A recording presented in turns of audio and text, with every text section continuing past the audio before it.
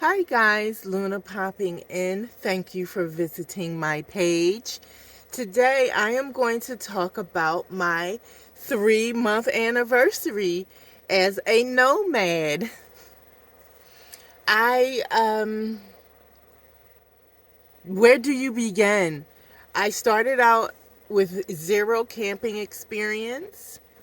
Um City girl, not a country dweller or desert dweller or wildlife encounterer. So this is all very new to me. It's welcome. It's definitely a welcome adventure, but boy, have I had a lot to learn. When I first started out on this journey, I had a pop-up trailer. I sold that in the first month, maybe two. It was going by the second month for sure. It was way too physically demanding for me. I have multiple chronic illnesses, and joint pain is one of my big ones because I have fibro, lupus, Sjogren's, a bunch of autoimmune diseases, neuropathy, a whole bunch of achy stuff. And my hands hurt. My hands have been hurting a lot lately. These are arthritis gloves. It's almost like compression socks for your hands. So it's taking a little bit of the pain away. It's compressing the pain, especially in my middle finger on my left hand. This knuckle here, wow, it's really been painful and uncomfortable for about a week now. But I've also been out of I haven't taken my medication this year. So it's almost April, and I haven't had my Benlysta, which is a lupus medication. I haven't had my Benlysta this year. I switched from monthly infusions, to weekly auto injections. But because of my lack of power situation, before I figured out how to make everything work properly, I had 1 month's worth of Benlysta, the auto injections. But because of the power disruptions, one night they went without power or without being refrigerated, because they need to be refrigerated. The injectors need to be refrigerated. And once they were in the freezer and they froze. So the medication was wasted. It was contaminated. There was no way I was injecting myself with that medication. So I held off ordering my next dose until I got my power situation together. And it is now together. So I am ordering my medication and I'm picking it up in Phoenix on April 3rd. So I'm telling you, I've never been so excited to take my meds ever. But I can feel the significant difference, negative difference, without my infusions and without my Benlysta. My knees hurt so bad. And my legs are quite uncooperative, as they're known to be uncooperative. I actually lost the ability to walk for a couple of months while my legs went through some funky business, and they swelled grotesquely, like I had Elephant Man syndrome. It was really bad. No one knew what was going on. I never got a diagnosis. No one ever understood what happened. But I lost the ability to walk for a few months, and when I was able, I was with a walker, or a rollator, the one with the seat, because I have lung disease, and I was struggling at that time with so many different of my ailments, uh, that even breathing was affected. And so walking was just not the business. So I had to walk a little bit and sit down and rest. It was a really difficult period of my life, one I hope I never revisit. And I'm grateful that I progressed out of it. I still struggle, and I walk with my walking stick. I have a walking stick that I use because getting up from a seated position, or kneeling, leaning down, bending down, picking up things are very difficult for me. So I use my walking stick. I've had this walking stick for a couple of years now, and it's the best investment.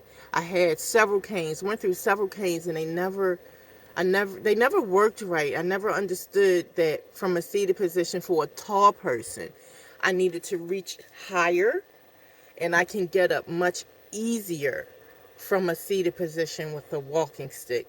So I will always encourage anyone to get a walking stick over a cane. A cane is very, very limited because it only comes to your waist. Sometimes you need something a little bit higher to help pull you up. Anyhow, so the first 3 months, I haven't learned anything new.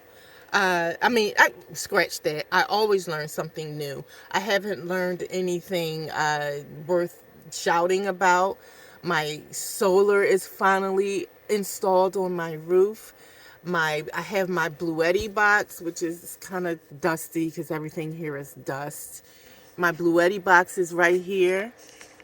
You see, got my Bluetti, and I hope I had that in the shot. And I have my solar now. So my power situation is mwah. It's taken care of. And now my biggest chore is finding a space for all the leftover items that were in the pop-up. Some of the things I purged, a lot of the things I purged. Some of the things are going to go back into storage. And the other things I have to figure out how to make them fit either inside or outside of this van. So when I move from place to place, I only have to make one trip. Since I've gotten rid of since I sold the pop up, that's how I was able to get my power station and my solar, by selling my pop up. I had no idea how expensive, excuse me, the Bluetti was $2,000. Seriously. The solar was almost, with all the cords, the wires, connectors, was about $500. I had no idea it was going to be so pricey. They don't say all that in some of these RV or cheap living videos. They make it like, oh, just go get a generator. My generator was $1,100. I mean, they make it seem like it's a whole lot easier than it is. And I'm here to tell you that it is not. It is expensive. I'm on a limited income. I'm on Social Security disability. And I have very, very, very minimal money to live on after I pay my car note and my insurance. Very, very, I'm talking $350. So this is a struggle for me.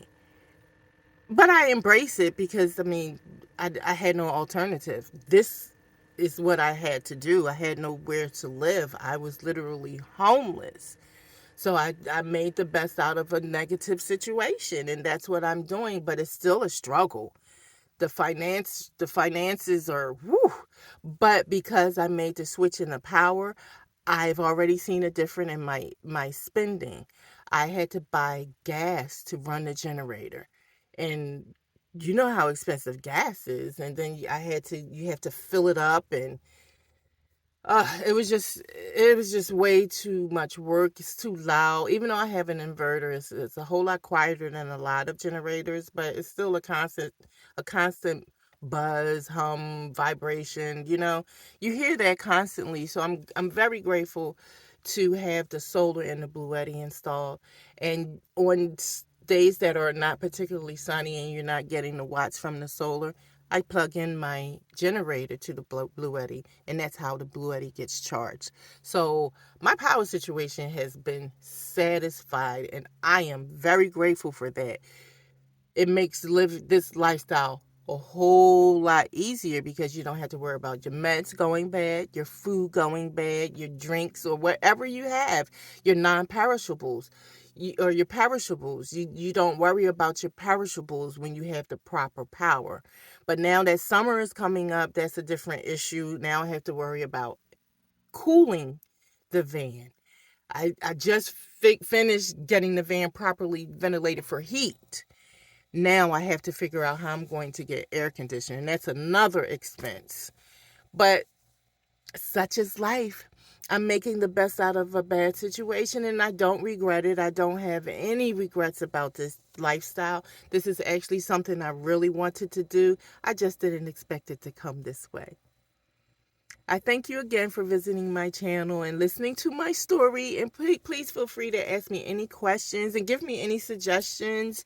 I'm on Social Security disability, so working is I can't work on the books without penalty, depending on where it is. And then you have to remember I'm homeless in a car with two big dogs and a cat. So it's interesting the way life changes, but I'm here for it. It's going to be okay. And if you're in a similar situation, let's link and encourage one another. It's going to be okay.